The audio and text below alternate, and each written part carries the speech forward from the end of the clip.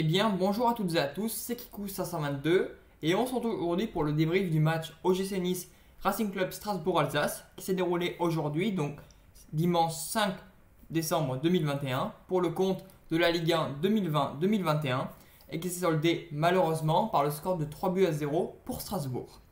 Alors, je suis assez énervé, mais on va essayer de faire de manière méthodique comme la dernière fois. Donc je vais commencer par les compositions d'équipe. Donc nous alignons un 4-4-2 d'entrée avec Benitez dans les buts, Lotomba et Bard en arrière d'aile, Todibo et Daniluk en charnière centrale, Stengs et Kluivert pour animer les ailes, Rosario et Lemina au milieu et enfin en pointe Dolberg, Delors. Donc une attaque assez séduisante. Du côté de Strasbourg, on avait Matsels dans les cages, une défense à 3 ou à 5, ça dépend, avec Djikou, Niamsi, Perrin, Kaki et Gilbert sur les côtés, Sissoko, Bellegarde et Thomasson au milieu de terrain et une pointe avec Ajor, Diallo.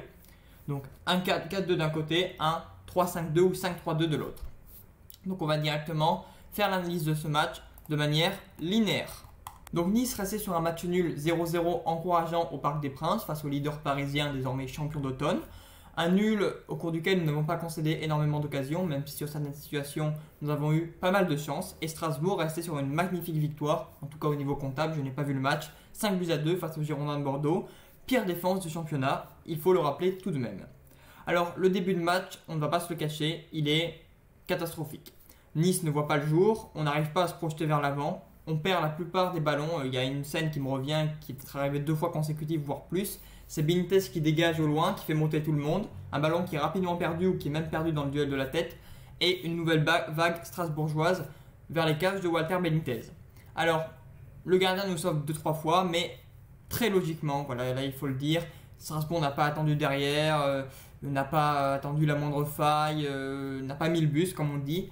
Ils ont joué un football très plaisant et à la 21e minute de jeu, à la suite d'un très beau jeu en triangle, Ludovic Ajorc se retrouve seul face à Benitez et d'un petit pointu du gauche, il le met dans le petit filet. 1-0 pour Strasbourg. Benitez qui aurait pu peut-être sortir un peu plus vite pour gêner l'attaquant strasbourgeois, mais il avait peut-être peur aussi de se faire crocheter. Il a voulu rester sur ses appuis à une certaine distance, ça n'a pas payé. Mais bon, on ne va pas trop lui en vouloir, sachant qu'il sauve pour moi le point du nul et il sauve le fait qu'on reste momentanément en vie dans cette partie.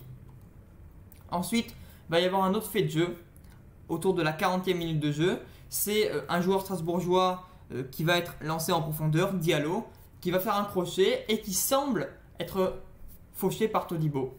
Alors l'arbitre Jérémy Stinat accorde le penalty dans un premier temps. Pour moi c'était logique, c'était un des penaltys les plus logiques, voire incontestables. Et on se rend compte finalement au ralenti que ce n'est pas Todibo qui emmène la jambe, mais c'est plutôt Diallo qui vient mettre sa semelle sur le talon, ou en tout cas sur la cheville du joueur niçois. Donc après plusieurs minutes de tergiversation, c'est vrai que ça n'a pas été très vite. L'arbitre est alerté par la vidéo, il va voir son écran et très rapidement il annule le penalty. Au niveau de la fin de la première période, on a eu quelques occasions avec Delors qui joue très mal le coup. Il est seul face au gardien et il fait une sorte de petite pichenette au lieu de frapper très fort. Il a cru que le gardien allait être avancé encore plus, mais le geste technique est mal maîtrisé et en 2 temps, le gardien capte facilement la balle. Donc à la mi-temps, la première période a été très pauvre, non seulement au niveau du score où on est mené 1-0, mais surtout au niveau du jeu. 2 remplacements plutôt défensifs, enfin dans le secteur défensif, mais qui peuvent amener une poursuite du jeu vers l'avant, avec Dante qui remplace Daniluk et Attal qui remplace Lotomba. Toujours pas de Gouiri à ce stade, laissé sur le banc pour le 2e match consécutif. Strasbourg va donc avoir un carton jaune. Il semble y avoir un léger mieux. Durant la seconde période, Nice était plus incisif, a plus joué devant. En même temps, Strasbourg se devait de garder le score. Va y avoir une très belle occasion de Dolberg. Je ne sais plus exactement quand, mais il me semble que c'était peu après l'heure de jeu. Frappe en angle fermé, mais c'est arrêté par le gardien. Ensuite, Attal va échapper de peu au carton rouge devant la surface. Il y a une sorte de cafouillage entre les joueurs niçois et Attal qui va mettre une semelle. Coup franc, heureusement, sans conséquence pour nous directement. Mais au niveau de la 80e minute de jeu, alors que Nice semblait vraiment mettre la pression, on sentait qu'il y avait de plus en plus de centres, qu'il allait peut-être y avoir un but niçois, et bien c'est Strasbourg qui va finalement marquer ce 2e but par Diallo, donc le joueur qui aurait pu causer un penalty en première période, qui vient marquer seul à nouveau face à Benitez. Et il va y avoir entre cette occasion est le troisième but strasbourgeois, une très belle occasion d'Attal qui, à la suite d'une boulette vraiment d'un défenseur strasbourgeois, va récupérer la balle et frapper très fort au premier poteau, mais Sels va très bien être positionné et va dégager la balle. Et ensuite, troisième but de Strasbourg, on a l'impression que c'est toujours la même action avec des défenseurs niçois apathiques et à nouveau Benitez qui est trompé en 1 contre 1. Donc on va désormais utiliser les statistiques. Donc la possession de balle a été largement en faveur, enfin plutôt en faveur de Nice, on devrait dire, même si au début du match, Strasbourg en tout cas semblait l'avoir, même si on peut parfois avoir des apparences trompeuses. Au niveau des tirs, ils ont été en début de match quasi unanimement réalisés par Strasbourg, puis ça s'est équilibré. Mais comme vous le voyez au niveau des statistiques, Strasbourg a fait 5 tirs cadrés tout comme nous, 15 tirs plus que nous. Mais ils ont été plus réalistes, ils ont eu plus de grosses occasions, même si Delors aurait pu faire mieux. Bon, sur une tête, on ne lui en veut pas trop, mais surtout seul face au gardien. Attal aurait pu peut-être mieux placer son ballon ou lever plus sa tête entre le 2-0 et le 3-0.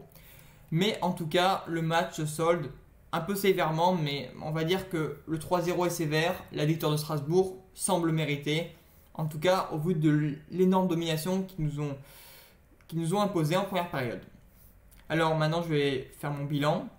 Donc je trouve que le match était une très bonne occasion de confirmer le nul au Parc des Princes et de réentamer une série en gagnant si possible proprement sans encaisser le premier but. Ça a été tout l'inverse. On avait vraiment l'impression que Nice n'avait jamais vécu ce genre de match, qu'il n'y avait jamais eu de défaite 1-0 face à Metz. La défaite à Montpellier, c'est un but en fin de match, c'est plus un coup du sort. Mais on avait l'impression d'assister vraiment au même match que face à Metz, à la différence près que Metz n'avait pas été autant dominateur en première période.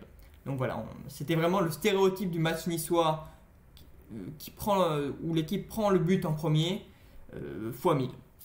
Donc il va falloir se ressaisir parce qu'on va quand même jouer Rennes et Lens qui sont dans la première partie de tableau et plus que ça qui jouent les premiers rôles également avant la trêve internationale et de jouer un match de Coupe de France au niveau de l'épiphanie. Donc Christophe Galtier va devoir remobiliser son groupe.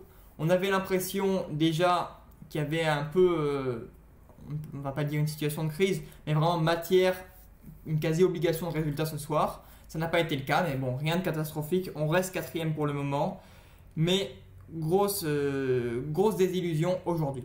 Donc, n'hésitez pas à liker cette vidéo, à vous abonner, à la partager. J'espère vous retrouver pour un débrief de match dans des circonstances un peu plus favorables pour le OGC Nice. Bravo aux Strasbourgeois. Merci à tous d'avoir regardé cette vidéo. Au revoir.